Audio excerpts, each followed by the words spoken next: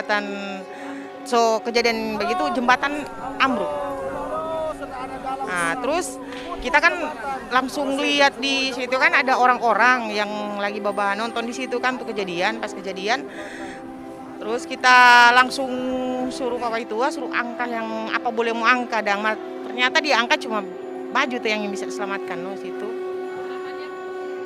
Ya, dengan kejadian ini semoga pemerintah bisa melihat dan akan apa yang bisa dibantu gitu kan.